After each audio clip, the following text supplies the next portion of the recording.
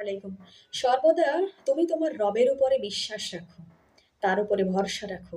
সে তোমাকে এমন কোনো পরিস্থিতিতে ফেলবে না, যেখান থেকে তুমি উতরিয়ে উঠতে পারবে না। একদা একটি গরু যখন মাঠে ঘাস খাচ্ছিল, তখন সেই গরুটার উপর নজর পড়ে একটি বাঘের।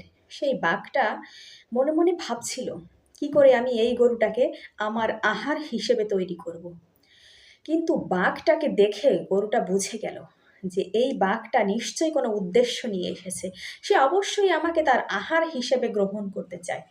তখন গরুটা একটু বুদ্ধি খাটালো। সে তৎক্ষণাৎ খুব দৌড়ানোর চেষ্টা করলো। সে ভাবলো, আমি যতটা সম্ভব এই গরুর থেকে দৌড়িয়ে নিজেকে বাঁচানোর চেষ্টা তো করতে পারি। তখন বাঘটাও কিন্তু গরুটার পিছনে দৌড়াতে থাকলো। এভাবে দৌড়াতে দৌড়াতে এক সময় ওই গরুটা একটি কাদাওয়ালা গর্তে ঝাঁপ দিল। আর বাঘও তা তৎক্ষণাৎ গরুর সঙ্গে সঙ্গে সেই ডোবার ভিতরে ঝাঁপ দিল, যেখানে ছিল অনেক কাদা। ওই কাদার ভিতরে থেকে গরুটাও উঠতে পারছিল না, না পারতেছিল বাঘটা উঠতে। দুজনেই কাদার ভিতরে খুব বেশি ডেবে গেল। তখনই বাঘটা বলল, হে বোকা গরু, তুমি কেন এই কাদার ভিতরে ঝাঁপ দিতে গেলে? তার থেকে তুমি আমার থেকে বাঁচার জন্য আরো বেশি ছুটতে পারতে। তুমি দৌড়িয়ে কোনো জায়গায় লুকায়িত হতে পারতে, লুকাতে পারতে। কিন্তু গরুটি তখন জবাব দিল, দেখো, আমি তোমার থেকে এই কাদার ভিতরে ঝাঁপ দিয়েছি তোমার থেকে বাঁচার জন্য। কারণ এই কাদার ভিতরে না আমি নড়তে পারছি, না তুমি নড়তে পারছো। তাই তুমি আমাকে খেতে পারবে না। আর আমার মালিক আছে। যখন সন্ধ্যা হয়ে যাবে, আমি বাসায় না পৌঁছাবো, আমি যখন আমার মালিকের সামনে না থাকবো, তখন আমার মালিক আমাকে নিয়ে চিন্তা করবে, ভাববে যে আমার পোষা গরুটা কোথায় গেল, সে এখনো আসছে না কেন। তখনই দেখবে সে অবশ্যই আমার খোঁজ নিতে আসবে। কিন্তু তোমার কোনো মালিক নেই যে তোমাকে খুঁজতে আসবে।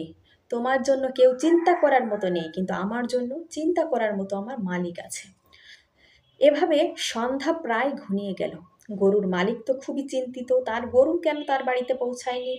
সে খুঁজতে খুঁজতে গরুটাকে পেয়ে গেল ওই কাদা ভর্তি ডোবার ভিতরে। সে তৎক্ষণাৎ বুঝতে পারলো বাঘটাকে দেখে যে কি ঘটনা ঘটেছে। সে বুঝে নিল যে বাঘটা হয়তো গরুটিকে তাড়া করেছিল। সে তৎক্ষণাৎ গরুটিকে বাঁচালো, সেই কাদা থেকে উঠালো এবং গরুটিকে সুন্দর করে পরিষ্কার করে তার খুবই যত্ন নিল। সে যা হারিয়ে গেছে তার জন্য একটু দুঃখ প্রকাশ করলো। কিন্তু বাঘটা সেইভাবে সেই কাদায় পড়ে থাকলো। আর তখন গরুর মালিক গ্রামের লোকজনকে ডেকে এনে বাঘটাকে গণধোলাই দিয়ে সেই জায়গায় তাকে মেরে ফেললো।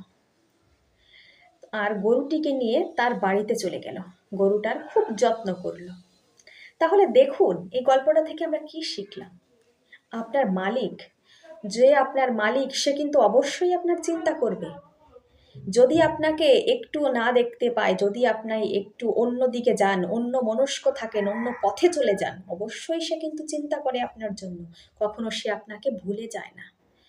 যে কোনো পরিস্থিতিতে আপনি শুধু তাকে একটু স্মরণ করবেন, আপনার ডাকে অবশ্যই সে সাড়া দিবে। এই জন্য সর্বদা আল্লাহ তাআলার উপর ভরসা রাখবেন, বিশ্বাস রাখবেন, তার দেখানো পথগুলো অনুসরণ করবেন।